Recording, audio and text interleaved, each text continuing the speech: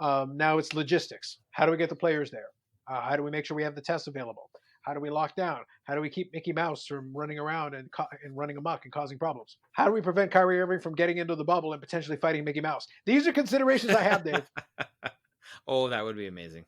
But it's probably Robin Lopez that's more likely to do that. Or is it Brooke Lopez? Whichever Lopez brother has the issues with fighting mascots. What if that's his in? What if Kyrie says, Lopez, I will help you fight the mouse. I hate the mouse. Please. Oh my God.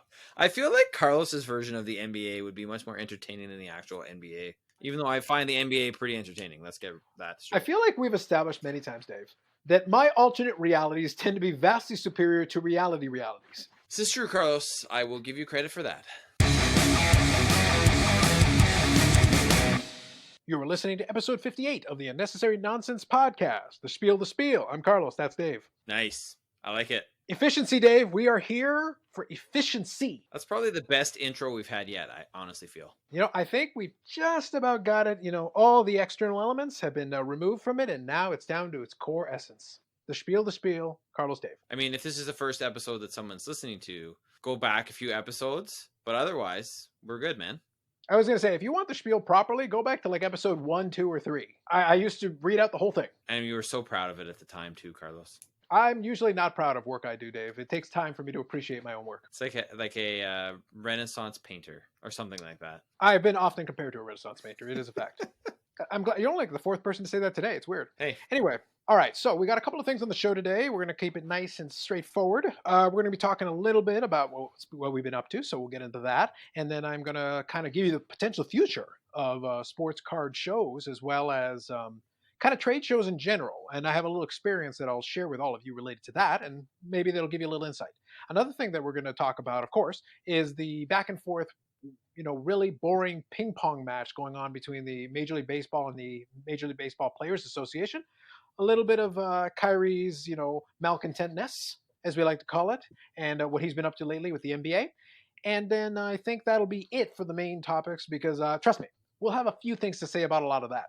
And we may even get through a show without me taking overt shots at Mike Trout because I already did that today. Nice. Just saying, I got in some of my fill. Although I can't promise I'm not going to. If there's a roundabout way to get there, I may still do so. We'll see. No promises. So first of all, Dave, how was the week? First of all, before I say that, I feel like we need more like Tom Brady content on the podcast right now, just so you can go after somebody other than Mike Trout for a change. Well, the thing is, I feel like we're closer to quote-unquote baseball season. Now, mind you, that's debatable. We'll get into that in a couple of minutes. But I don't know. I feel like Tom Brady, let me say this seriously. Tom Brady and Tampa Bay, I don't really care.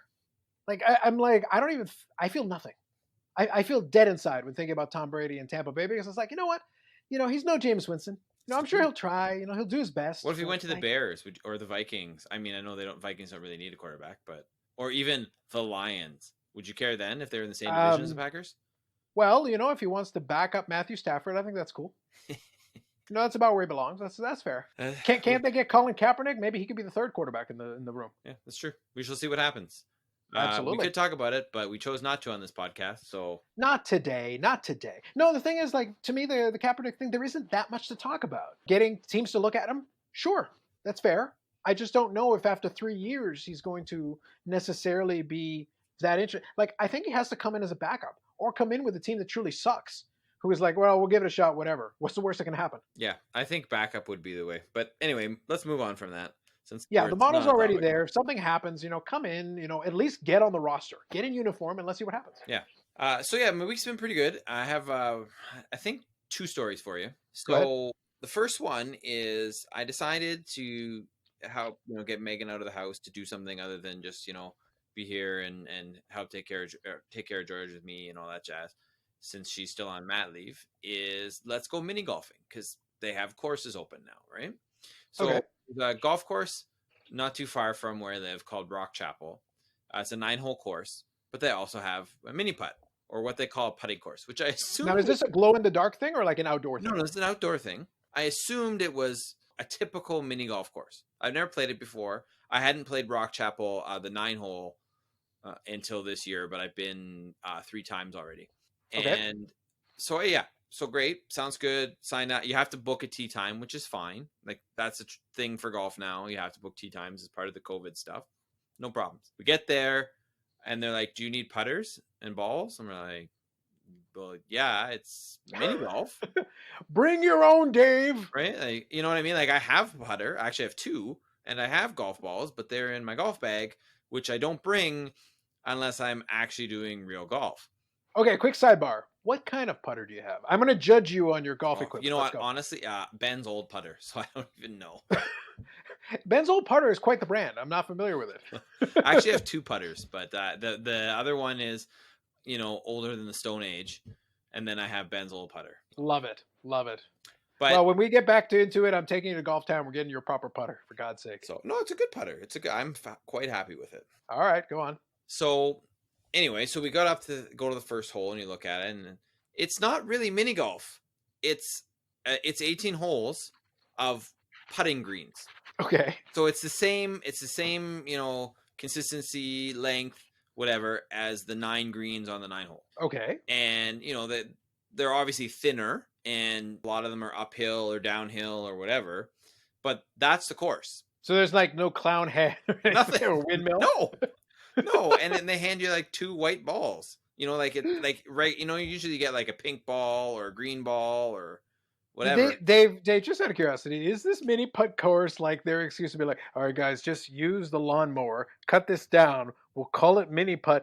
What kind of balls should we give them? Give them range balls. Just scratch out range. Pretty much, man. Pretty much. Nice. But you know what? We had fun, and Okay. we're gonna go back. Because it's interesting because it's a putting course. There is actually some actual golf skill involved. Well, I mean, there is in mini putt too, but not obviously to the same degree. When you're trying to go using through real a grass windmill here, right? or whatever. Yeah, you're using real grass here, so you're actually putting on a putting surface. Yeah. So I suppose it's real practice then. Oh, yeah, sure. Yeah. So that was fun, and in another side story, I've actually hit on that actual golf course. I've hit par on the same hole twice, which up to this year I've never hit par on a hole in my life. So that was pretty exciting. And the second story was this morning. We're outside playing with George on the front lawn because the backyard has very little shade in the morning. And this person comes up in like an SUV, pulls into our driveway, gets out. Megan recognizes her. And I'm thinking, oh, well, George had done this sensory course. They're picking up some of the stuff they dropped off from that George used. So I'm assuming that that's what they're here to pick up. No, they're dropping off a Father's Day basket that Megan got for me.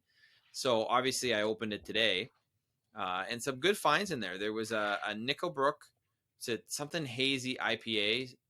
What's the name? Something about like it has like an outer space kind of theme. Okay, sure. Which actually was quite good. I find Nickelbrook is kind of a very hit and miss for me in terms of a lot of their beers, but this one was quite nice.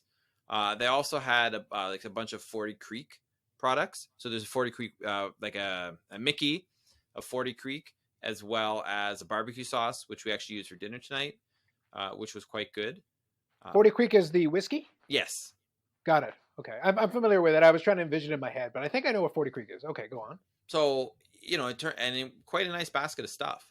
And it was by a group, like a mom's group in Burlington that Megan's part of. And a bunch of the proceeds are going to McMaster Children's Hospital.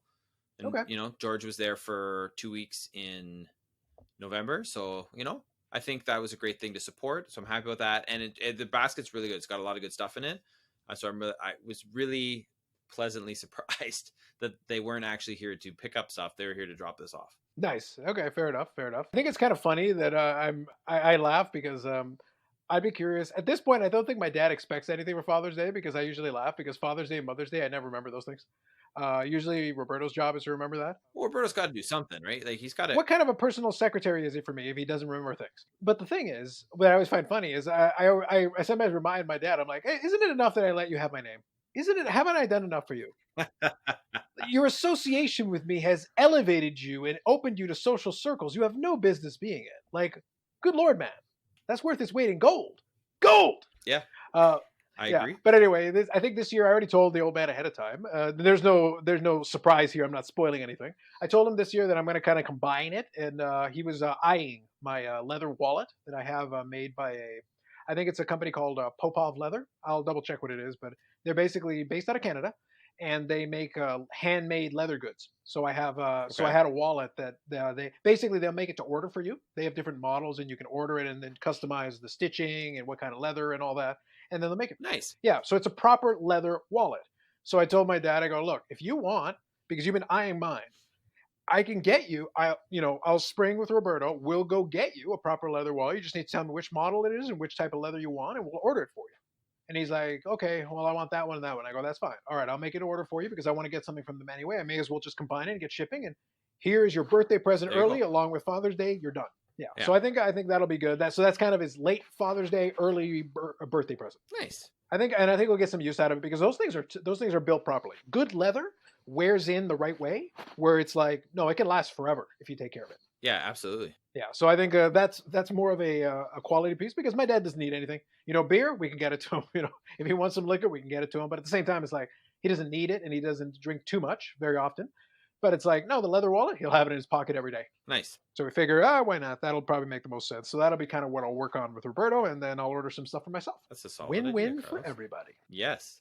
So, how about your week, man? Pretty good. I will say I was very pleasantly surprised. I knew that it would get warmer as the week went on, but I felt like the temperature went up slowly enough that it was very comfortable as the week went on to let everybody have a chance to get caught up by the time we got to the Agreed. end of the week. Which I agree with that 100%. I genuinely think that's the first time I can ever remember them happening. Like I feel like it's always unlike a couple of weeks ago where it was just like, bam, it's hot. Yeah, I feel like here in Canada, every time it's like, all right, so what is it today? It's minus 17 in a blizzard. Okay, but what's it tomorrow? 35 and humid. Wait, what? Give me a little bit of carryover so that I can. But in this week, it was like controlled. So I was like, okay, great. At least you gave me a chance to kind of keep up to the thing. You didn't fry me all at once. So that was kind of cool. Nice. Now, the other thing that was kind of interesting this week, I will say, was that work was busy. I managed to get all the things that I wanted to get done. And I'm kind of still working on what I want to do with this office place because now I'm trying to clean up and take care of more of the office and get it right, especially now that we're going to get into the hot time.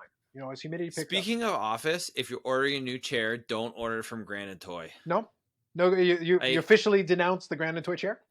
Well, I'm still waiting for the Grand & Toy chair that was supposed to be shipped by now. Okay. And is still in processing. And it wasn't like they said, here is the date we're going to ship it on. They said, here's the window we're going to ship it on. Well, we're well past the window. So between 20 and 2025, is that the window? Apparently, it is now. Okay, nice. Oh, I'm honestly thinking about canceling the order and talking to Kazoo because he works for Staples. So see if he can get me something better. Okay, see if he can get you the hookup on a chair? Yeah. You never know. He might be able to get you the business discount. Might be a possibility. So, we'll see. Yeah, I would say the big thing that I'm thinking about, yes, I'm still thinking about the chair. I think that's important. That's something I really got to consider. But the thing I'm thinking about, and my dad actually pitched it to me this week, and I thought it was a pretty good idea, worth thinking about. He was saying, well, what about putting in a ceiling fan in your office? And I said, well, that's not a terrible idea. It'd be good for light, and then I can have a fan up there circulating the air because I'll need it down here. Yeah, so for sure. Plus the lighting would be improved, so that'd be kind of cool. So that's something I'm kicking around now as well. I might have to pop into Home Depot and think about that one. Nice. Yeah. Hopefully, it'll be easier to get into your place than the mini fridge was. Well, did I tell you how long my shoulder was bad for? Like my shoulder's was bugging me for like weeks. No, you didn't mention. I mean, I knew it was bothering you, but I didn't know it's literally the point that my circulation is bad in my hands, but my shoulder was bugging me so much that I feel like it was cutting off blood to my hands. Oh gosh. Yeah, it was like I pulled it in like the worst possible way, and it's gotten a lot better now. So I feel part of it is that now my recommitment to fitness, Dave, I think has been helpful because it's been like, all right, I'm exercising, I'm moving around, I'm stretching a little bit better, and it's like, okay, I'm gonna try to take care of this here, see if it's still bugging me, because right now going to the doctor isn't exactly something I want to do unless I have to. Right. So anyway, this right now is not the time unless it's necessary. If I need like help, obviously I'll go to the doctor. But if it's something that I can be like, all right, let me just take care of myself for a little bit. Let me let it heal. Let me do what I need to do. And if that'll help, and I find that it's gotten a little better, but now that's something that's my personal project that I'm working on. So if I do install it, I'm going to take it very, very easy and take all the precautions because I don't want to throw out my shoulder that badly again. Yeah, for sure. One other thing. So speaking of things that have kind of been keeping me distracted, little things I've been checking out. Of course, I'm a big proponent and fan of YouTube. And one of the things that I've gotten down lately is I like to get it down into rabbit holes from time to time. But the rabbit hole that I've gotten down recently is music video reaction videos. Okay. Okay. I've always had like an interest in them. Like I'll watch them from time to time, but lately it's been like, oh man, I've been watching them because sometimes it's gotten to the point where sometimes I'll watch a video multiple times from different reactors just to see their reaction to the video because I know what's going to happen. Because I'm Hmm. genuinely interested to see what happens if somebody sight unseen checks it out, and then all of a sudden they get a little surprise. So that's been entertaining me. I won't lie. Nice. I like it. Yeah. Do you have any particular reaction videos that were the best, Oh, or? I do, Dave. Oh, I do. What I'll do here is I'll give you a quick context, but I'm not going to say what happens. But I'll put a couple of the links in the show notes. If you guys want to check them out, I'll explain now what they are, and then you can check it out yourself. So one of the things that I've been checking out a fair bit is one of my favorites is the band Nightwish, and Ghost Love Scores one of their. It's not their biggest song or most famous song, but it is pretty famous. It's one of the ones that a lot of reactors have done a lot of reactions to. It's been around a while, so the actual video stems from a live show they did back in like Wacken, Germany, in 2013, and it was with when they got their current lead singer for maybe about less than a year, Flor Jansen, and this is one of her first big mega shows that she did, and they had 82,000 people in the crowd. It's a live video from the show, and it was checking out, and a lot of people have been reacting to that one over the last couple of years. Okay. Yeah, so it's a good show. It's a good show. It's a great song. But I think what's been fun about the reaction is the surprise when people who may not have heard the band before hear a lot from the singer who actually has a lot of versatility and a tremendous amount of range. So you're familiar with Flor Jansen? No. Okay, so what I'm going to do is I'll include links in the show notes. I'm not going to get too much into that, but what I'll do, Dave, is I'll send you a list of videos that I want you to watch. But I want you to watch them in the sequence in which I give them to you, and then we'll discuss Okay. later. All That'll right. be your homework. I'll give you a couple of videos, Flor Jansen singing different songs, and then I'll include, and then we'll discuss. All right. Sounds good. Yeah. So I'll include a couple of those in the description for everybody else. The other one that I had a lot of fun watching is that there is a reactor named the Charismatic Voice who does really good analysis. Also, some of these reactors are actually like vocal coaches and singers who do like more of a technical analysis on what the video is. So I've been listening to some of these, and the other one that is called a band called Ginger. I want to say I'll double check that, but I think it's called Ginger, and a song called Pisces, which has been really good for reacting. I'll send you a link to that one after. But then the other one that I've enjoyed is a Canadian band called Unleash the Archers, which I had never heard of, but they've got very much a power metal vibe, which is actually kind of fun. Nice. So I've been kind of playing around, discovering some new music. Some of it I'd already heard in the past, or I hadn't heard in a while. But Unleash the Archers, I got a kick out of it this past week. So that's my latest YouTube rabbit hole. So that's the one I've been having fun with this last little while. Now, another distraction that I've had as well is obviously we've got with the pandemic and everything, things are shut down. One of the things that I did not have as a distraction back in May was the Sports Card Expo. Usually I'll go down to it. Dave goes down to it usually sometimes as well. It happens in May and then usually in November. Yeah, and it is a lot of fun. It definitely is. And one of the fun things for me is kind of interacting with some of the folks that I know there, some of the dealers and stuff at the show, and going in and just checking stuff out, chatting, and hanging out in generally. But of course, we couldn't do that in May. So the organizer of the show decided to organize what was called the Virtual Expo. This is kind of interesting because conceptually, what they did was they solicited a platform online which allows you to use webcams and audio and different things, and they can create these environments so you can have a virtual booth. And inside of your virtual booth, you can kind of control a queue so people can sit there in a chat window and chat, obviously, but they can also ask to be invited into the booth area, and then they can actually be a part of the booth as a video, audio and video thing where they can chat directly with the vendor and the people on the kind of the chat window, but as well as you can also initiate a one-on-one video conference call if you want to try to make a deal. And a lot of the things that a lot of the dealers did who did a better job of it is they would set that up and kind of be there as kind of the MC of their own little booth, so to speak. So they're basically doing a live stream. It's really what it is. If you want to picture it, it's a live stream. And in the live stream, you've got the centerpiece, which is the dealer, and they're there chatting with folks and reacting to the chat and doing their wares and whatever. And then as deals start to happen, they could be like, okay, you can contact me on this or put it in the chat window or whatever. And if you need to negotiate a deal, well, a lot of them will include links to either their eBay store or a OneDrive. I saw Dropbox being used, and some people to their ComC store. So different ways of kind of showcasing cards they have, and they say, okay, so these are the cards I have, and these are the prices I'm looking for. If you want to negotiate, no problem. Then just ping me in a private window or send me a message on Facebook, or I'll give you my number and you can send me a text message. We can do this 100 different ways.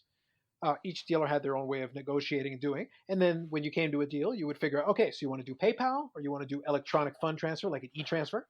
You can do that and save some fees or whatever. You got to trust the dealer because you're basically sending somebody money. So very important that you do that with dealers you're more comfortable with. Since I know some of those dealers and I've already done plenty of business, it's a much easier thing for me to do. But if you don't know them, then use PayPal and get the protection, right? Mm-hmm. So you've got different ways, and a lot of them were fairly flexible. I will say it was very interesting.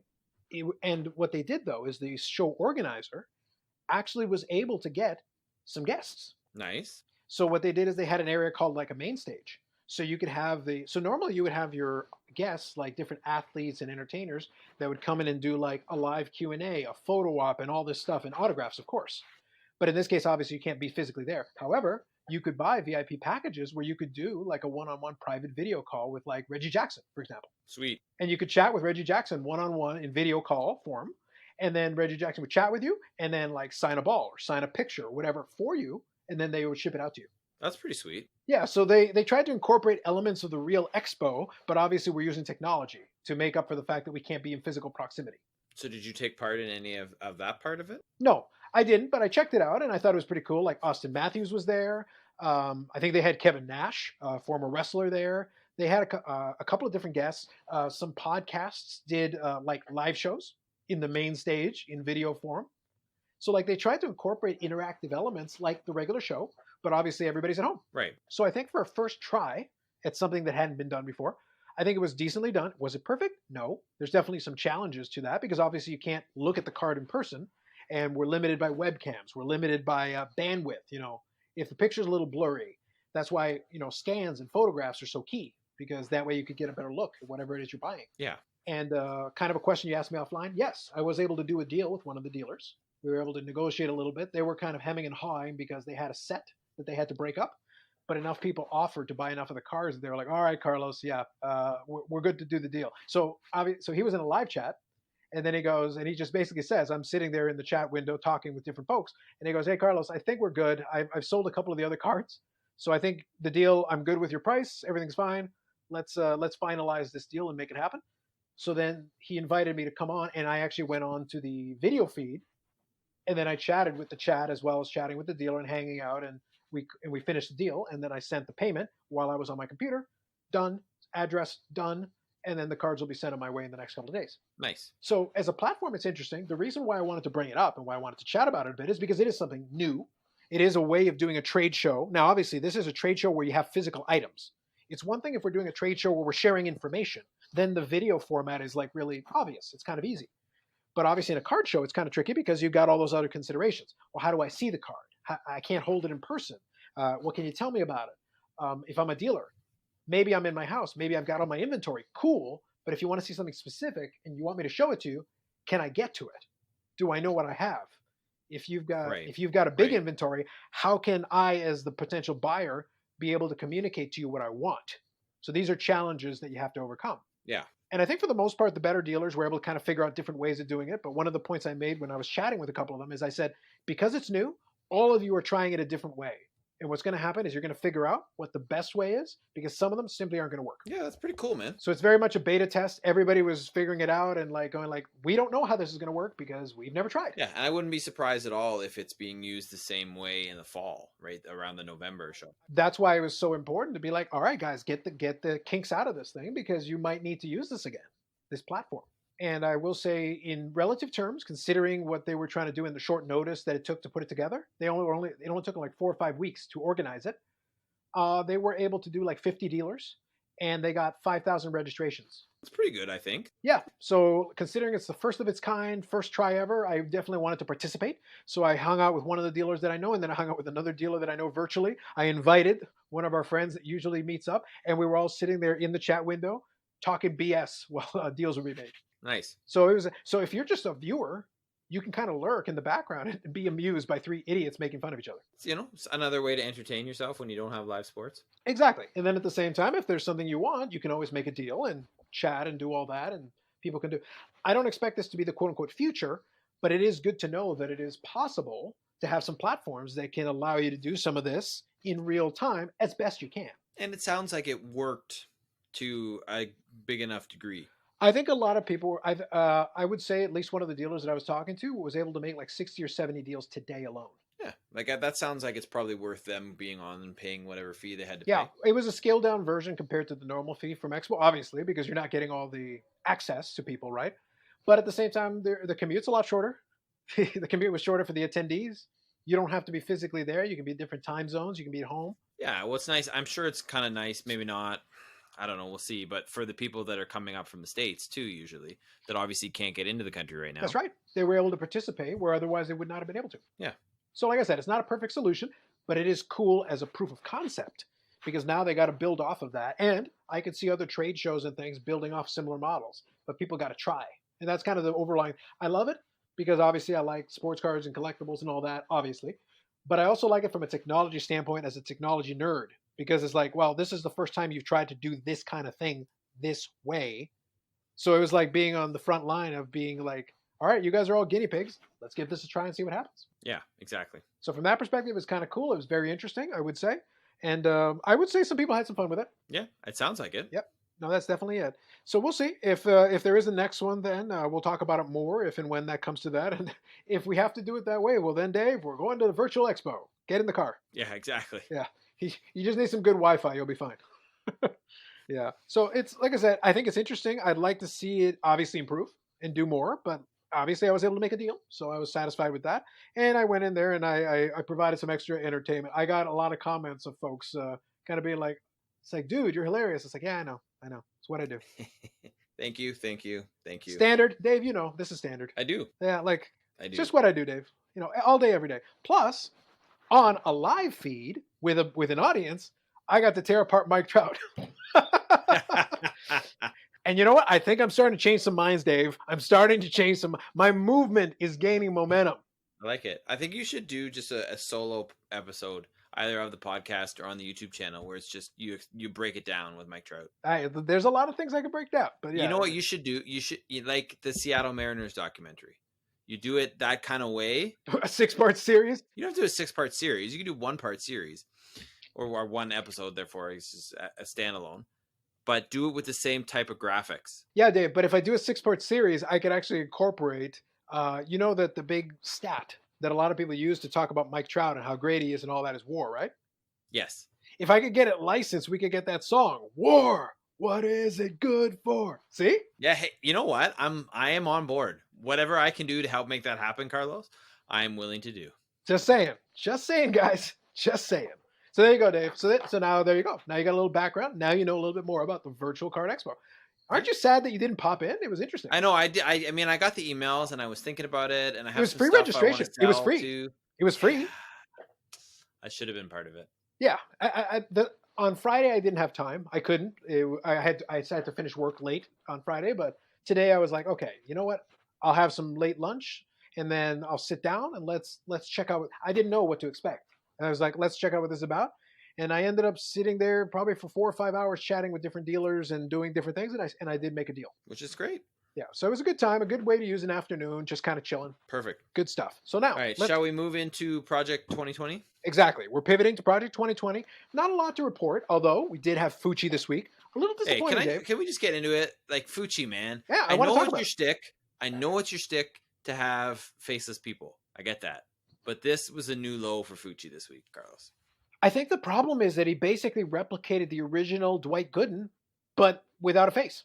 Yeah, there is no anything different except there wasn't a face. Well, we get that. That's your shtick. Like, I'm almost thinking maybe it should have been erotic in some way, like his other art, because then you would have been like, well, at least it's different. I'm probably not going to buy it because I don't really want erotic Dwight Gooden art with no face. However, maybe somebody does. Maybe somebody wants that more than they want a Dwight Gooden almost replica, but without the face. Like, Fucci, man, we have given you so much praise on this program. Why are you letting us down? It was a disappointing moment. It really was. I'm not going to lie. But I think, I might be mistaken here, Dave. And if you can pull up the archive and you can filter, by the way, on the left by artist. I could be mistaken. Maybe correct me if I'm wrong. But I feel like all of them, Fucci did at least some kind of a modification on the original design. Not like an exact replica. I feel like he at least took a design element and moved it, or made the head bigger and shifted it around.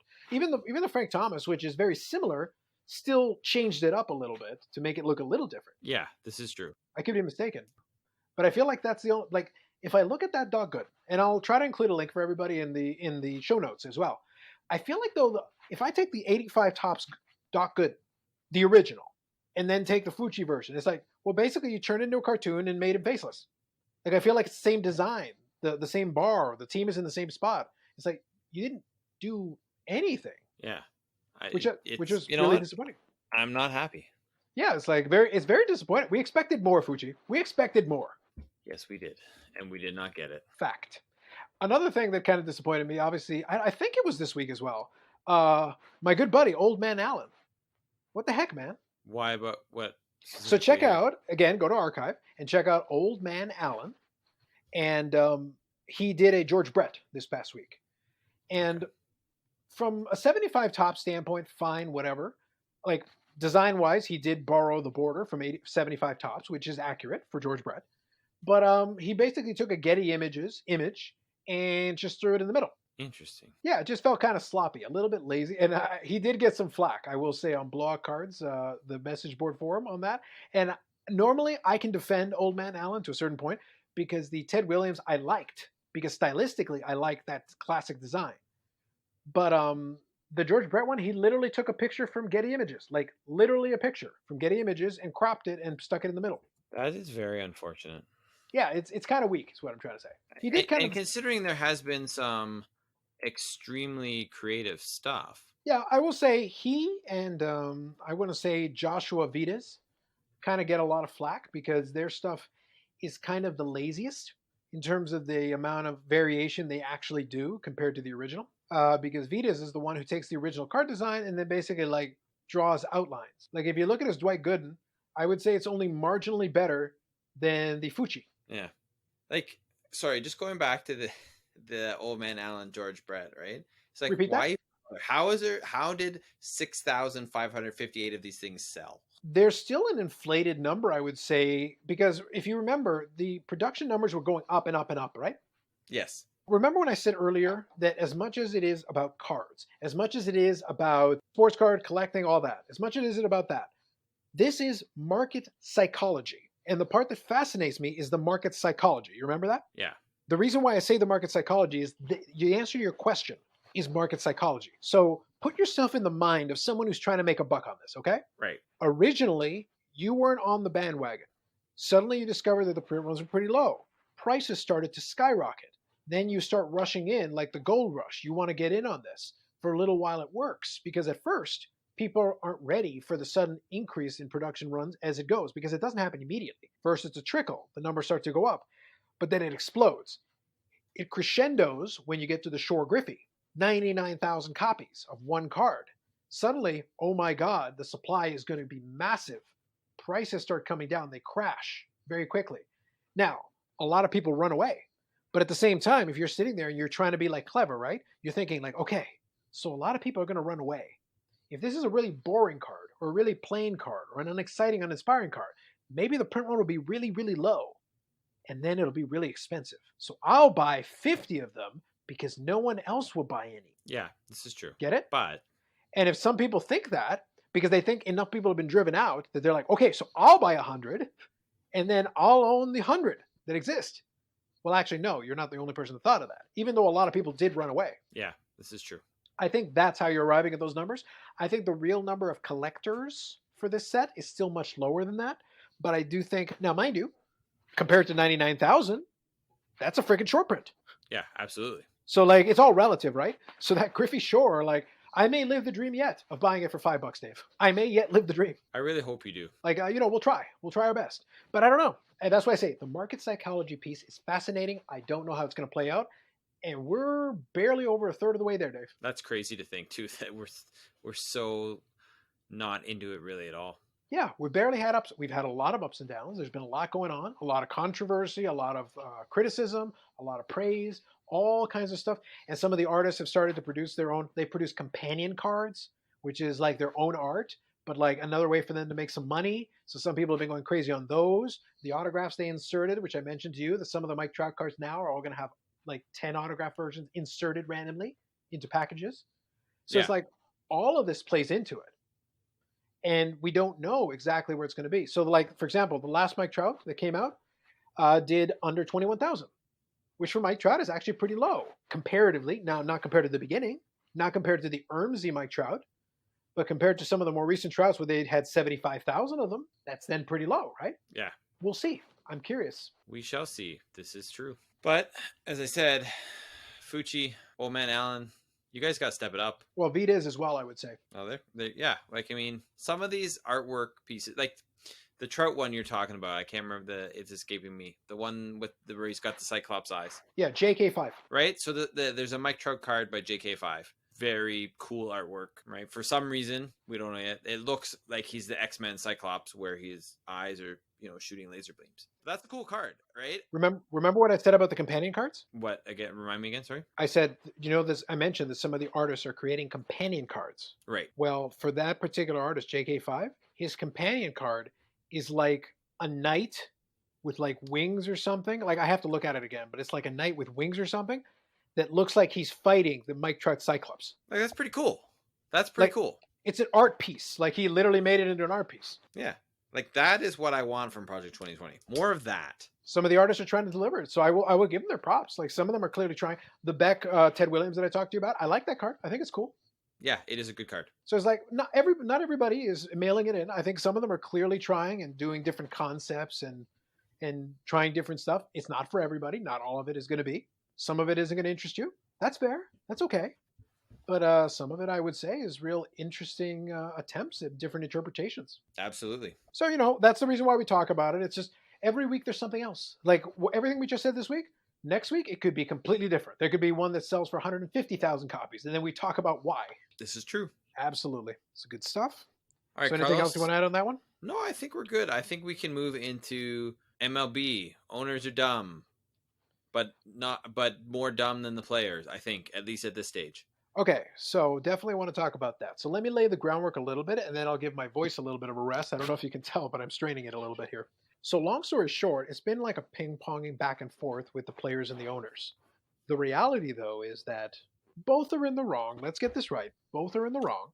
However, the players have been very clear-cut that they want to try to get as many games as possible. The owners are clear-cut that they want to get as few games as possible. And for the longest time, the sticking point was they reneged on prorating the season.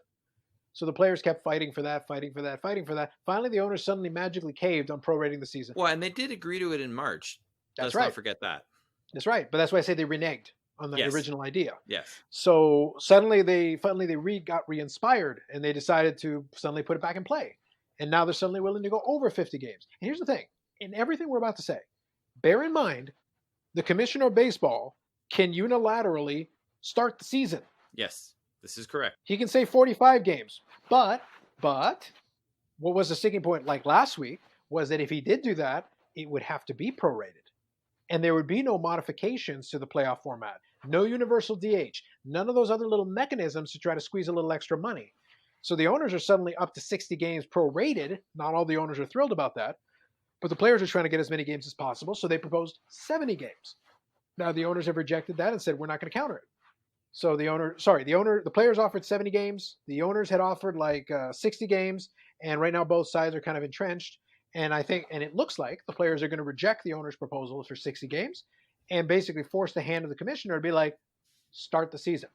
But expanded playoff, no expanded playoff. I mean, I think that's pretty much at the stage you're going to be at because something's got to give if you're going to play the season. Now, I'm not even convinced at this point they really should, right? We're talking about 10 games here, though, as the difference. Can I give you one other interesting little point? Of course you can. Under one of the proposals, if they agree to it, spring training games would start June 26th. Would you like me to point you to the calendar, Dave? Oh, no, I know where we are in the calendar. Like, you guys do realize that you have squandered. There was an article I read, and if I can find it, I'll try, because there were a lot of articles written. Somebody wrote an article basically explaining how Major League Baseball has fumbled. Major League Baseball should have been the first back to play. Yeah, I could see that.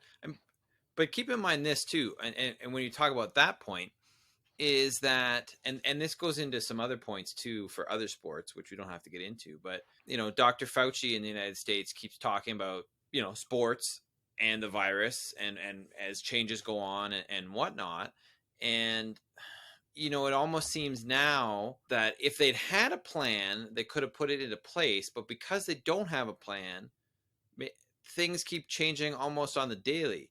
I mean, you've had 11 players on a total of 6 teams that have tested positive for COVID-19. You have 3 teams, the Jays, the Phillies, and the Giants, that have closed their facilities. The idea of going into a bubble now is taking on new life, right? And Fauci's basically said that's the only way you can get it done now, even though obviously he is in control of it and has no actual input into what happens. And he's also saying they shouldn't play baseball in October because they're worried about a second wave of COVID-19. So the more this drags on, the more of a shit show it becomes, and the more issues that come up. At least that's what it seems like to me. So Dave, I think based on the calendar, based on everything you just said, I think I have the perfect proposal. So what we do is all the teams play 3 games each. Then we have a tiebreaker for division winners, and then a 3-game World Series best of 3. And then we just give it to the Astros and move on. Because they stole signs, or just because? Well, because then, given the fact that this season at this point may have no legitimacy, does it really make any difference? Wow, that's true. Like, does it really matter? But then if you're going to do that, why don't you just give it to someone, like, let's go, okay, who hasn't won it? Let's give it to the Mariners. Like, if you're going to do that, why don't you just give it to Seattle? No, Dave, I want to give it to, who I'll give it to? Because that would you could add part 7 to the documentary and it would be fantastic. They would immediately start it in real time. Part 7 would be a live stream. The stream would begin with, what the fuck?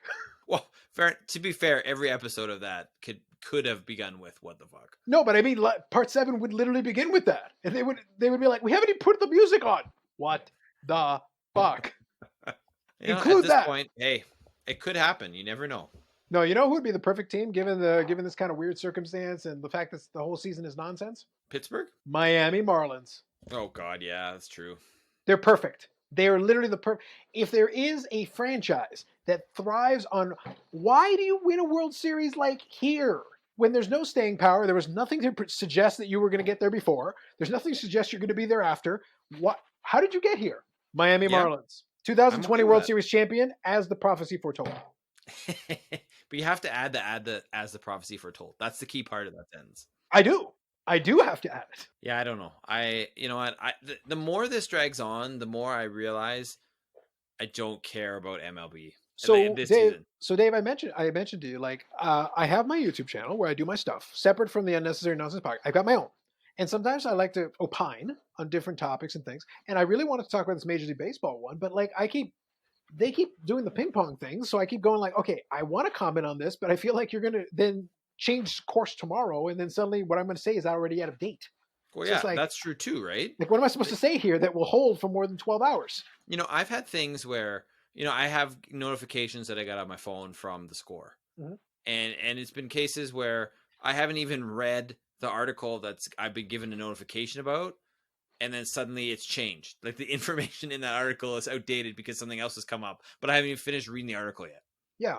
I guess my underlying message doesn't change, because my statement was, I think when I said Major League Baseball should have been the first to play, in the same way that the KBO play, nobody knows if the KBO season is going to finish.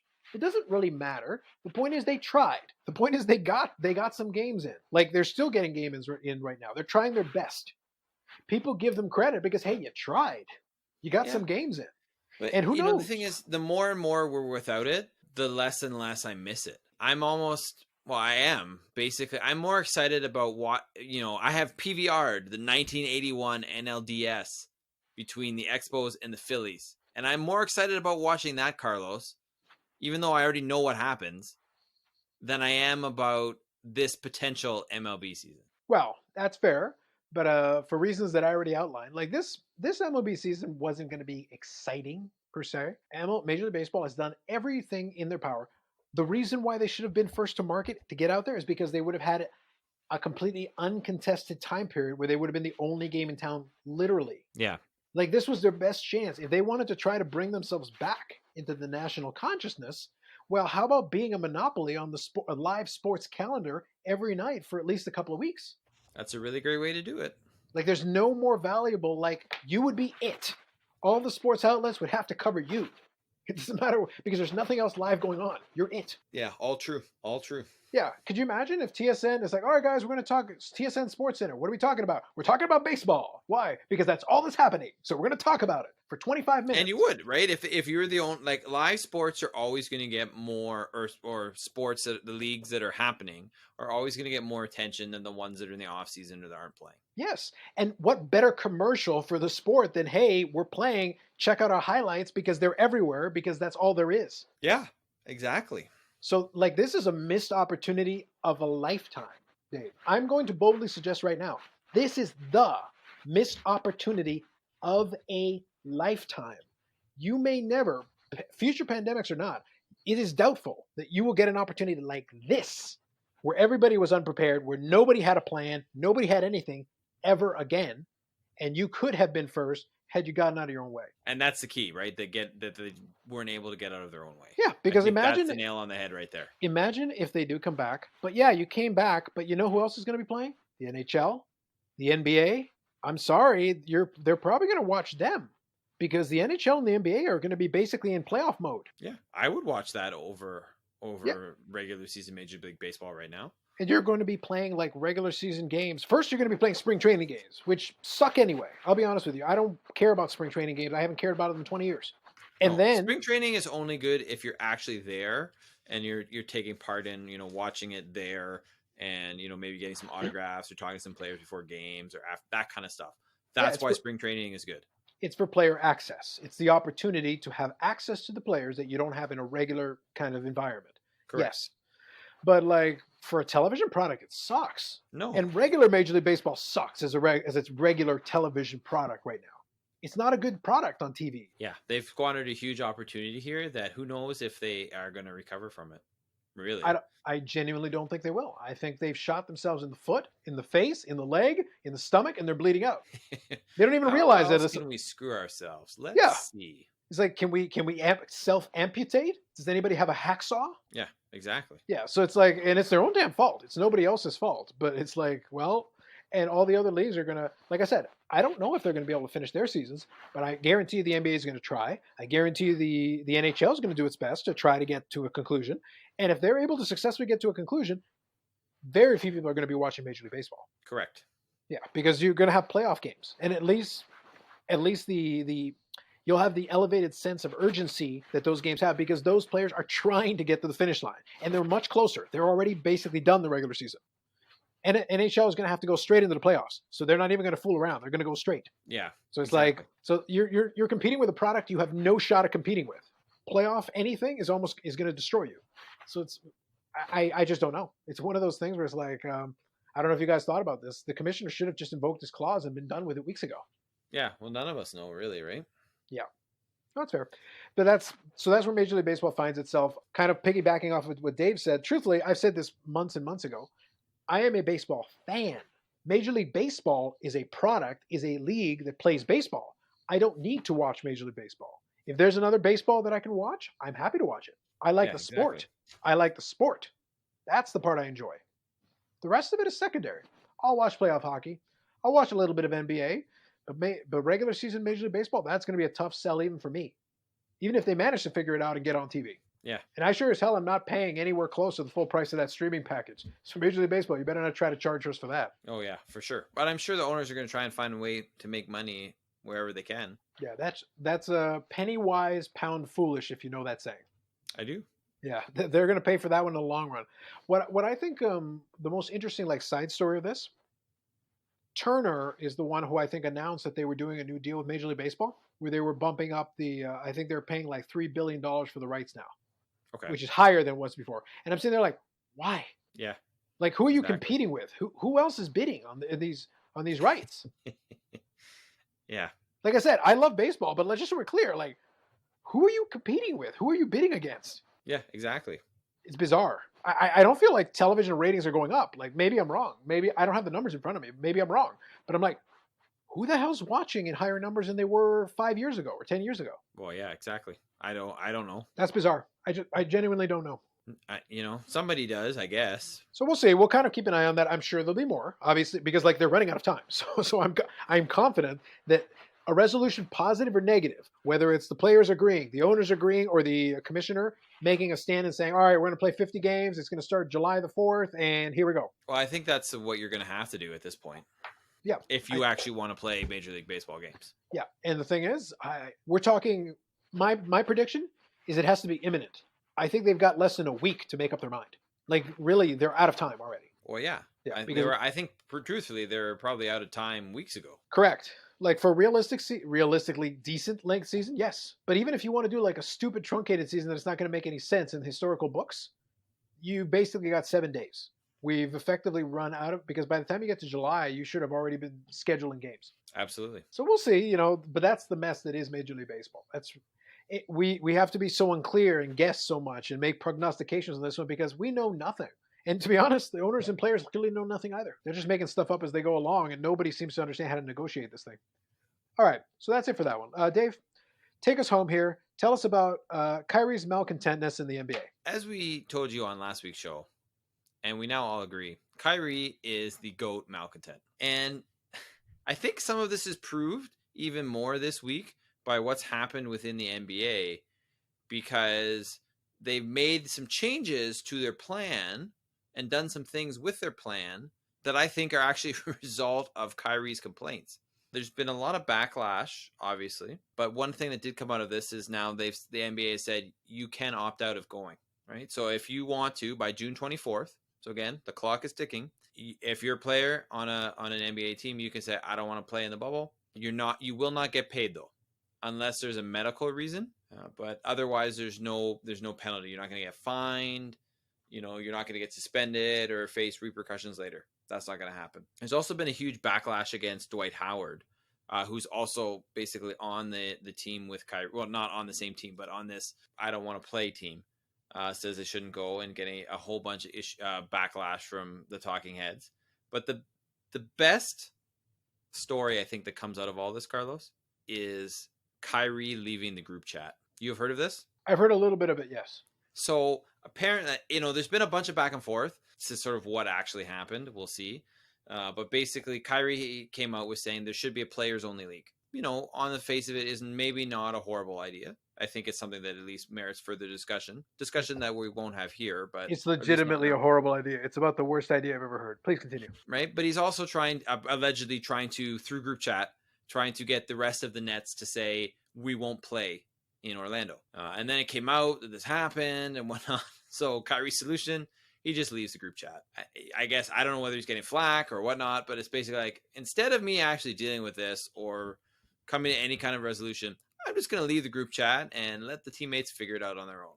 Again, causing more team strife, right? I don't think everything that Kyrie is saying doesn't merit some kind of attention or shouldn't be listened to. No, Dave, I'm going to go out on a limb right now and say that the general issue that he is speaking to warrants attention, warrants discussion, warrants consideration. Coming from Kyrie Irving does not warrant discussion, does not warrant consideration. Ignore this man. Well, you know what? And I think that's the thing, right? If it was somebody else, yes, then yeah, I think you'd be. But you know what? He shot himself in the foot figuratively so many times that nobody really, people just kind of tune it out, right? He doesn't have credibility. The word you're looking for is credibility. He does not have any.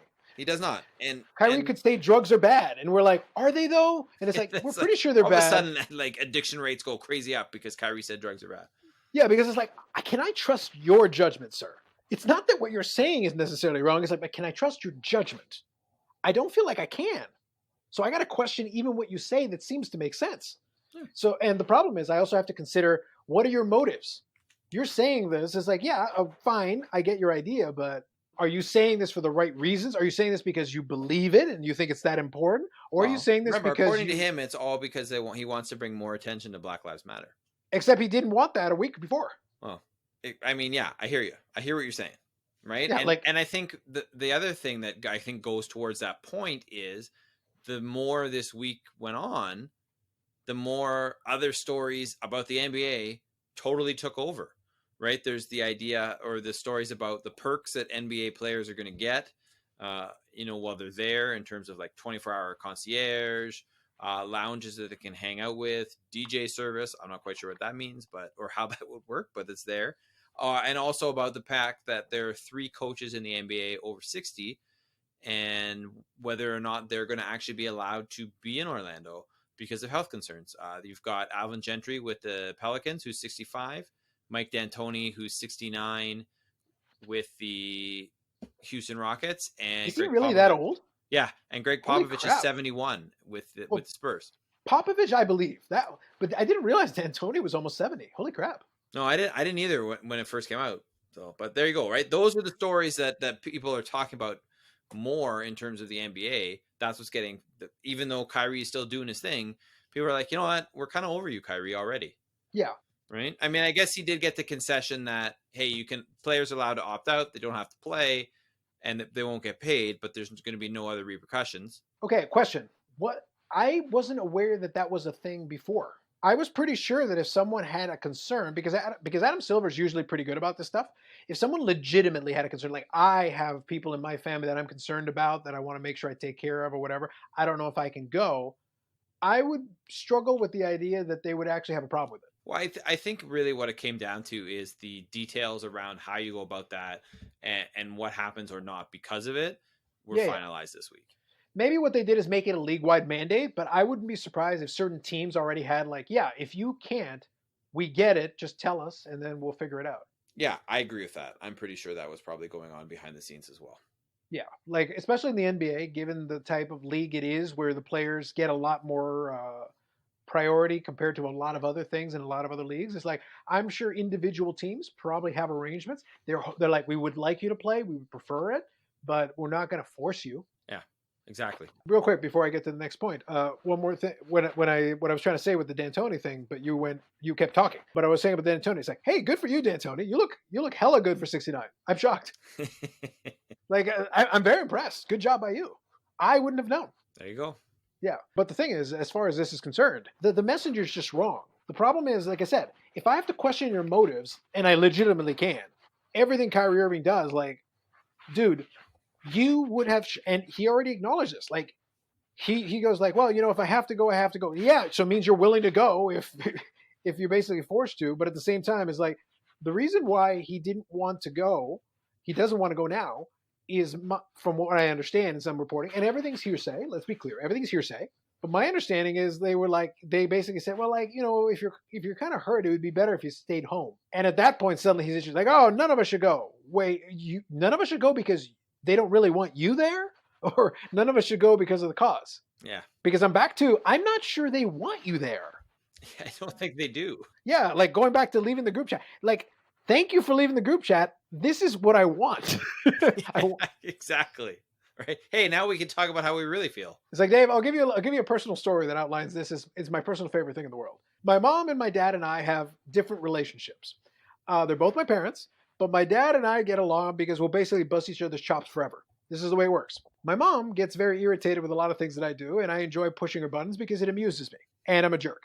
But the point is that for years, and I think she's finally starting to clue in on this, my mom's solution to this problem, her way of quote-unquote punishing me, is to give me the silent treatment. And I'm like, but what I wanted you to do was to stop talking. So you're giving me the silent treatment, so if I make you mad, you give me what I want. Perfect. Well, little do you know, madam, that my strategy has been made clear for me. Exactly. I'm just saying, maybe they realize that the best way to shut Kyrie Irving up is to make him mad, and they're like, so what can we do to piss him off? What can we say? But won't he leave the group chat? Exactly. Yeah, exactly. Right. And that's the thing, right? People have just basically tuned him out. It's kind of like, okay, this is going to get attention for a little bit, and then all of a sudden, we're on to other issues. Things are more important. Other things are happening. The news cycle moves so quickly that no one really cares about what Kyrie Irving was saying a week ago now. Yeah. No, the reality is I think the majority of players do want to try to play something. And I think the bubble idea, I don't know if it's perfect. I don't think it is. But I think the NBA is bent over backwards to try to figure out the best possible way to do this. If you're even going to try, this is probably as good a shot at being pulled off. And the fact that they can lock down an entire, like, It's in Orlando. It's like Disney World, right? Yeah. So Disney World's being used for nothing else. They literally have that space to themselves to do whatever they feel they need to do. Hotels and restaurants and whatever they need can be sealed and locked off just for their purposes. Correct. Like it's the best you're going to be able to do. It's the closest that they can have. If you're going to create a bubble, that's about as good a bubble as you can develop. Yeah. Even though, COVID-19 cases are skyrocketing in Florida, but that's another thing altogether. Listen, man, at this point, unfortunately, if they had this in Wyoming, I'm sure Adam Silver would prefer that. But, I don't know if you can build enough courts. But you also have to have the facility. Correct. Exactly. Like, if you had a facility with 15 basketball courts in Wyoming, they'd be like, all right, guys, you're going to Wyoming. But it was that or Montana. Pick. Yeah, pretty much. Because you got to be in the middle of nowhere. That's the whole deal. Because it's got to be, if you want to try, you got to be in the most spaced out area. And Orlando is like, well, you can space out that part. I guess they're going to have to bring them in spacesuits. Like, I don't know what to tell you. So we'll see what happens, right? But obviously time will tell. And they keep, more details coming out almost daily about what they're doing and what they're doing to try and keep people safe and the testing procedure, So it sounds, honestly, of any of the 4 major sports leagues that's going to try and do it, I have the most faith in the NBA to get it as right as you can. That's fair. And I kind of wish I could make a wager on this. It could be kind of cool if you could do like a prop bet that was like league to have first restart game in 2020. But I think it's going to be the NBA. I mean, if we're talking about those 4. Well, here's the thing though. So let's assume their plans go off without a hitch. Okay. Let's assume. Right. Best case scenario. And let's pretend for the sake of argument, Major League Baseball, commissioner comes in and unilaterally decides to start the season. So I think the first, and I'll use regular season game as my cutoff because I'm not counting the spring training thing. I don't count that. Which I think is fair. Yeah. So based on the calendar then, let's say, like I said, he decrees a 50-game regular season. You'd have to start it the next week or two. So I feel like you'd be playing first regular season game would be like mid-July-ish, late July? What's the NBA's first projected game if it goes according to plan? July 31st or 30th. Okay, so they're right at the end of July. And what's the NHL's if they're I have actually no idea. I've stopped paying attention. I was like, tell me when hockey's on. Yeah, like that's the thing. Like I know the NHL has a plan. I know that. Like they outlined the plan. But I don't know what the proposed restart date would be because they have here we go, hold on. The NHL and the NHL Players Association have announced that formal training camps for the 2014s will begin play the 10th. So if they were to do that, NHL playoffs to start July 30th after 2-week training camp. Okay, so you're looking at the same basically timeline as the NBA. Yeah. So then, if I was going to put a wager on it, I feel like given the 2 leagues that have a plan, I feel like they're the closest. Absolutely. Yeah. So if the NBA certainly in terms of planning, I feel like they're the strongest because they've actually got the location figured out. Now it's logistics. How do we get the players there? How do we make sure we have the tests available? How do we lock down? How do we keep Mickey Mouse from running around and running amok and causing problems? How do we prevent Kyrie Irving from getting into the bubble and potentially fighting Mickey Mouse? These are considerations I have, Dave. Oh, that would be amazing. But it's probably Robin Lopez that's more likely to do that. Or is it Brooke Lopez? Whichever Lopez brother has the issues with fighting mascots. What if that's his in? What if Kyrie says, Lopez, I will help you fight the mouse. I hate the mouse. Please. Oh my God. I feel like Carlos's version of the NBA would be much more entertaining than the actual NBA. Even though I find the NBA pretty entertaining. Let's get that straight. I feel like we've established many times, Dave, that my alternate realities tend to be vastly superior to realities. This is true, Carlos. I will give you credit for that. I have NBA players fighting Mickey Mouse. I have Kyrie Irving being sent off. He's been excommunicated from the Nets. It's possible they may have him simply shipped off to another far-off land. I'm okay with that. Yeah, like maybe they'll just where's Kyrie Irving? I have no idea. We definitely didn't tie him up and throw him into a plane, if that's what you're thinking. A plane to where? Definitely didn't go to Uzbekistan. That's all I'm saying. Definitely didn't happen. No, don't worry about it. He's just going to show up in the new Space Jam as one of the Monstars. Yeah. That's what's happening. Yeah. LeBron called for him personally. You're shooting in Uzbekistan? Yeah, it's a very special part. Honestly, if they could just get rid of this. This was interesting. I got a new one for you.